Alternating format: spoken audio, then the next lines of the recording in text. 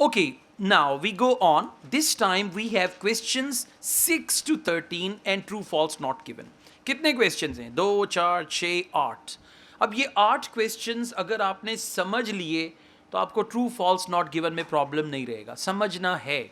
और अगर समझ ना भी आए ना तो एक काम कर लीजिएगा, क्वेश्चन का जहाँ पे मैं बता रहा हूँ ना इस सेंटेंस में आंसर है, उस सेंटेंस को अंडरलाइन करके वहाँ पे क्वेश्चन नंबर लिख लीजिएगा, ताकि अगर यहाँ नहीं समझ आ रही तो घर जाके शायद चाय पिए, एक पैनाडोल खाएं तो बेहतर हो जाए। ठीक है, तो इसको आपने घर जाके प्रैक्टिस जरूर, मतलब जैसे मैं बता रहा हूँ ना कि लॉस यहाँ पे लिखा है, वहाँ पे रिडक्शन लिखा है, तो आंसर ये चीज़ें आपको आनी चाहिए। ये चीज़ें आएंगी तो रीडिंग होगी, वरना आप तुक्के से लगाएंगे आंसर्स ठीक नहीं होंगे। अभी रिसेंटली एक स्टूडेंट है मेरा, उसका 1 बैंड आया रीडिंग में, तो आपको एहतियात से जो है ना रीडिंग को करना है। 1 बैंड का क्या मतलब है?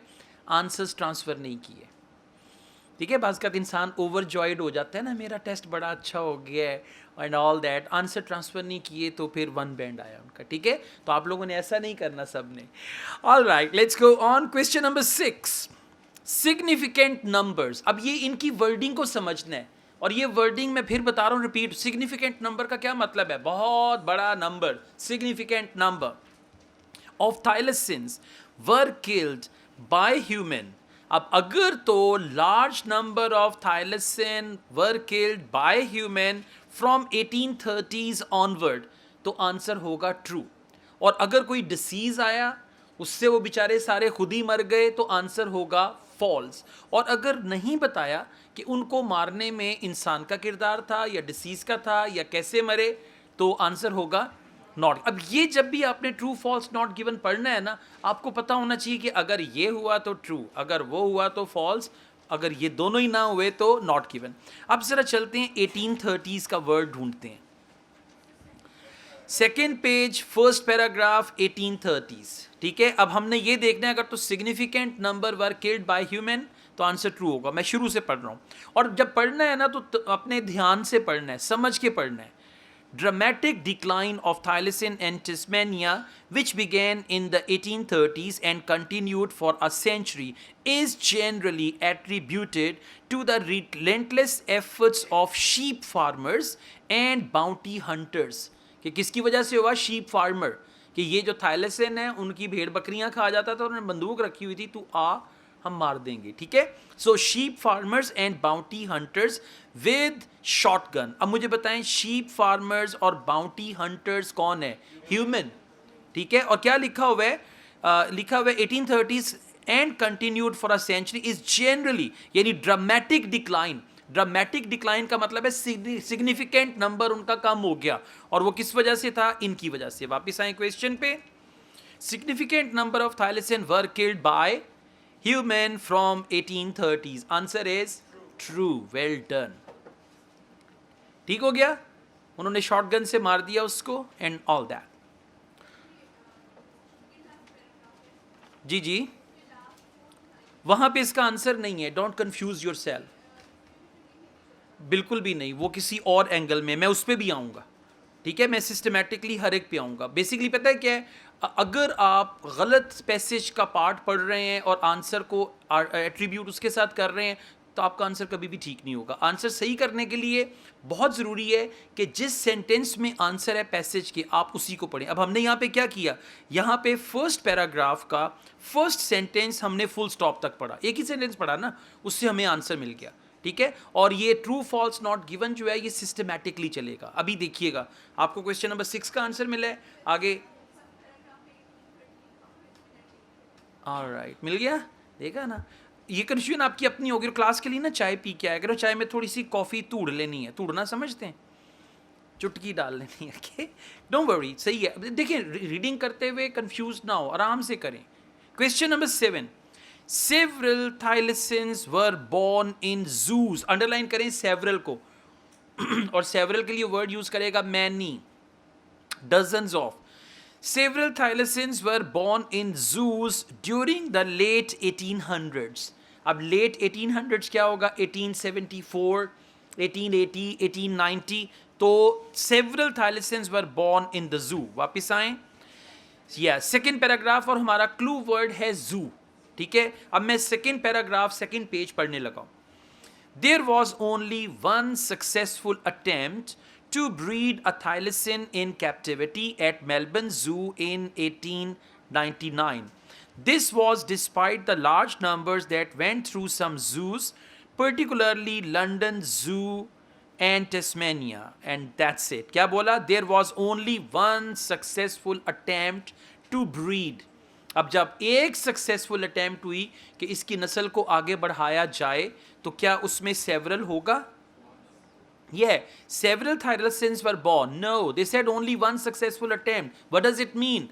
One thylacine was born. एक ही हुआ. अब एक और several ये क्या है? Opposite words हैं. तो जब words opposite हो जाएंगे तो आंसर आपका हो जाएगा false. अब यहाँ पे जो word है ना several, इसने डिसाइड किया कि आंसर क्या होगा. Question number 8, John Gould's prediction. John Gould जो है ये एक बायोलॉजिस्ट है, साइंटिस्ट है. John Gould's prediction about thylacine surprised some biologist. अब यहाँ पे वर्ड अंडरलाइन करें बायोलॉजिस्ट को. जॉन गूल्ड आपका क्लू वर्ड है. अगर जॉन गूल्ड की रिसर्च ने या प्रिडिक्शन ने बायोलॉजिस्ट को सरप्राइज किया तो आंसर होगा ट्रू. और अगर बायोलॉजिस्ट भी यही एक्सपेक्ट कर रहे थे जो जॉन गूल्ड ने कहा तो आंसर होगा फॉल्स. और अगर सरप्राइज्ड का जो वर्ड है इसके बारे में नहीं बताया, ठीक है, ना तो ये बताया कि वो एक्सपेक्ट कर रहे थे या सरप्राइज था उनके लिए, तो आंसर हो जाएगा नॉट गिवन. अब जॉन गूल्ड ढूंढें. Good, it's the same paragraph और होबार्ट जू के बाद आ जाए. Second paragraph, third line after full stop. ठीक है, आंसर चल रहे हैं ना systematically. Okay, the famous naturalist John Gould foresaw का क्या मतलब है? किसी चीज को पहले ही देख लेना, पेशीन को ही कर देना. Prediction, the thylacine demise when he published his Mammals of Australia between 1848 and 1863, writing, क्या लिखा उसने? The numbers of this singular animal will speedily diminish. Extermination will have its full sway, and it will then, like the wolf of England and Scotland, be recorded as an animal of the past. अब दूसरे scientists का surprise कोई और चीज mention है नहीं है, तो आंसर क्या होगा? Not given. Well done. अब देखिए ना, आसान हो जाता है जब आपको पता है कि आपने सरप्राइज पे फोकस करना है, सरप्राइज वाली बात की है या नहीं की, and all that. So question number 8 answer is not given.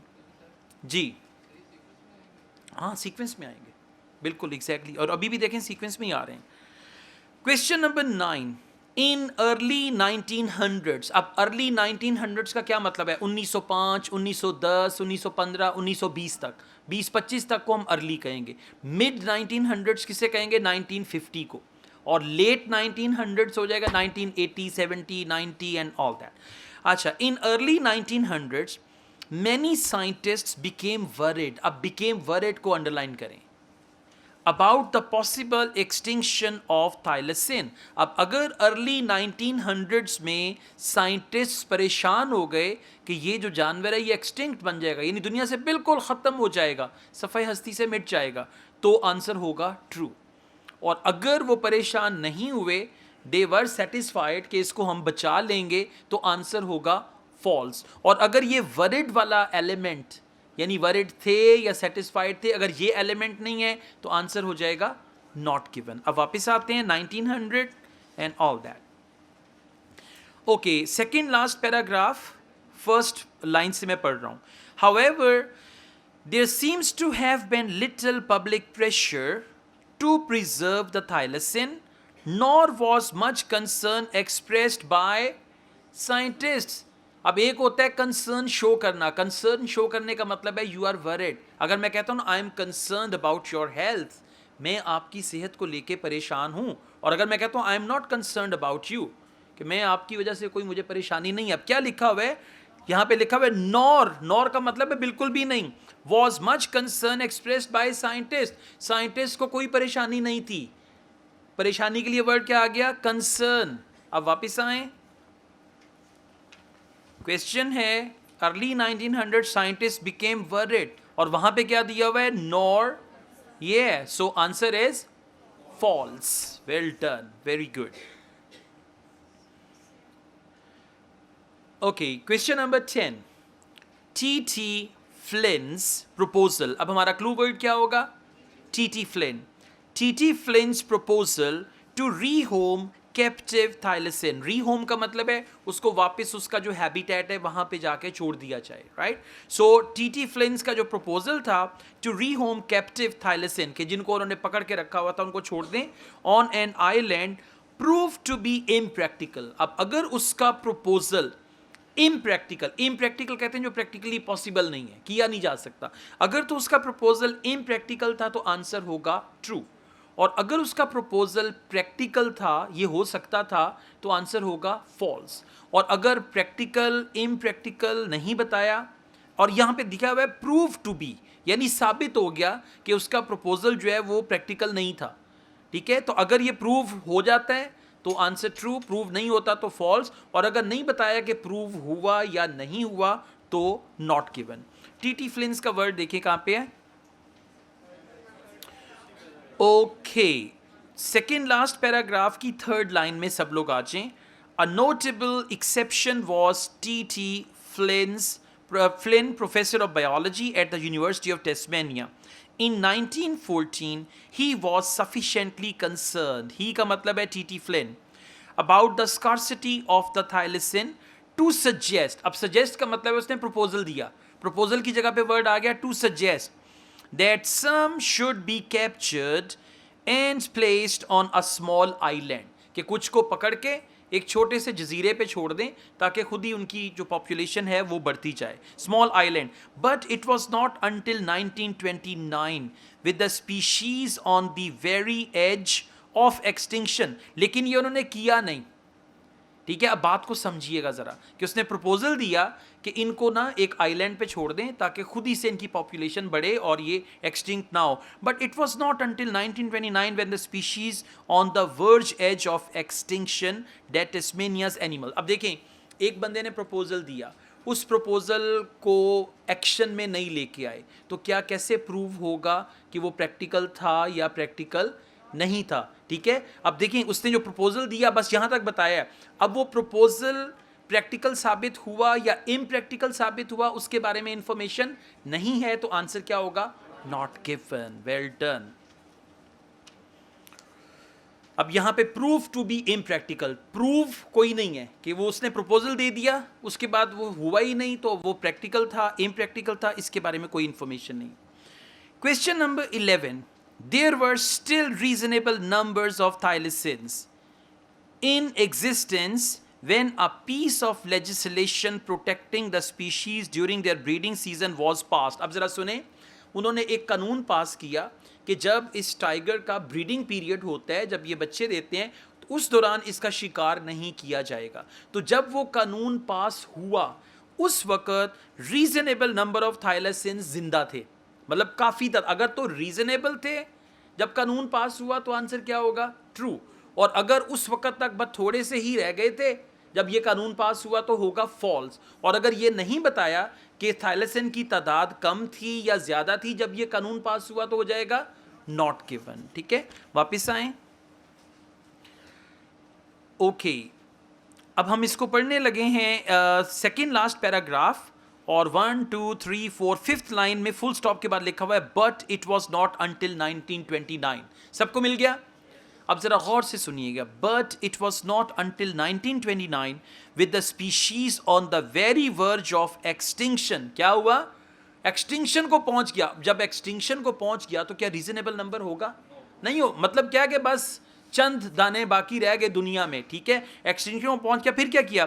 That Tasmania's animal and birds protection board passed a motion protecting thylacine only for the month of December which was thought to be their prime breeding season. तो उस वक्त क्या थाइलेसिन की reasonable amount थी? नहीं. क्यों नहीं थी? उन्होंने क्या बोला? On the very verge of extinction.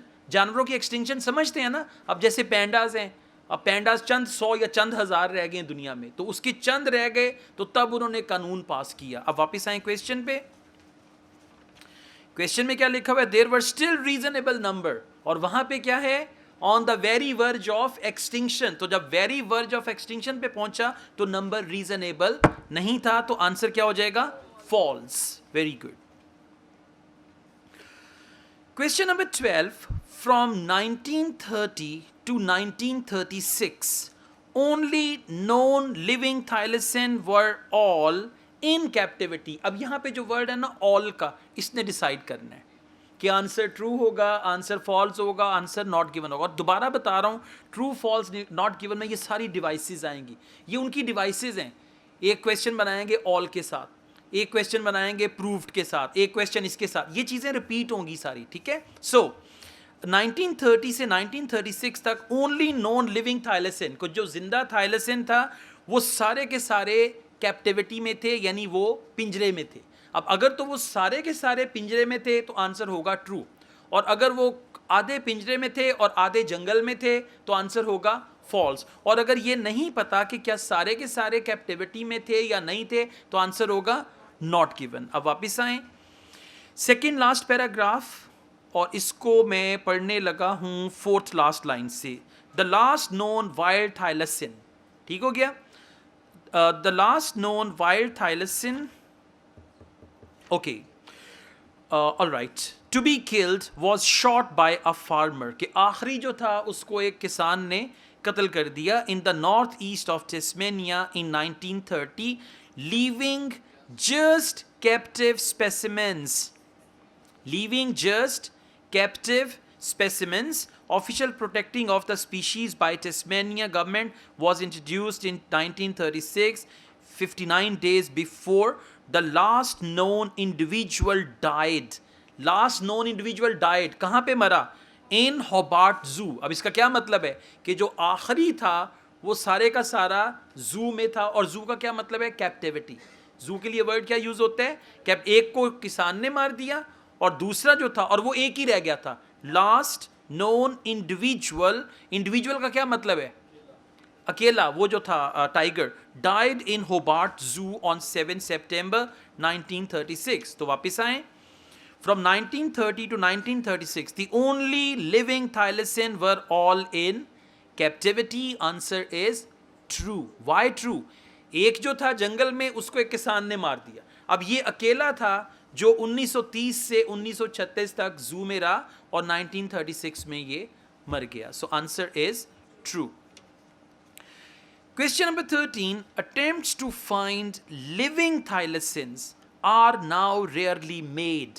कि जो जिंदा थाइलेसिन है, जानवर है, टाइगर है, उसको तलाश करने की जो अटेम्प्ट है, कोशिश है, नाउ रेयरली मेड, कि वो बहुत कम की जाती है. रेयरली का मतलब है बहुत कम, कि अभी भी बहुत कम वो कोशिश करते हैं जंगलात में कहीं देखें अगर थाइलेसिन है तो उसको तलाश करें. अच्छा, अब अगर तो नाउ रेयरली मेड, अटेम्प्ट्स का मतलब है कोशिश, उसको ढूंढने की कोशिश. अगर तो ये कोशिश नाउ रेयरली मेड बहुत कम की जाती है तो आंसर होगा ट्रू. और अगर वो सरतोड़ कोशिश कर रहे हैं, they are actually doing it frequently, तो आंसर होगा फॉल्स. और अगर नहीं बताया कि कोशिश रेयरली हो रही है या फ्रीक्वेंटली हो रही है तो आंसर होगा नॉट गिवन. लास्ट पैराग्राफ पे आज. There have been numerous expeditions and searches for the thylacine over the years. इसका क्या मतलब है? पास्ट में, कि कई सालों में उन्होंने बड़ी कोशिश की कि ढूंढें, कहीं ना कहीं मिल जाए. None of which has produced definitive evidence that thylacine still exist. ठीक है, कोशिशें की उन्होंने पास्ट में. अब क्वेश्चन क्या है कि प्रेजेंट में रेयरली कोशिश की जा रही है उसको ढूंढने की. लास्ट क्या है? The species was declared extinct. जैसे डायनासोर को डिक्लेयर कर दिया है ना, क्या कोई डायनासोर दुनिया में नहीं है, इसी तरह थाइलेसिन को भी डिक्लेयर कर दिया जो वाइल्ड लाइफ डिपार्टमेंट है पूरी दुनिया का. उसने कहा कि ये एक्सटिंक्ट है by the Tasmanian government in 1986. अब मुझे बताएं, अटेम्प्ट्स रेयरली मेड, इसके बारे में कोई बात बताई? No. So answer is not given. Right.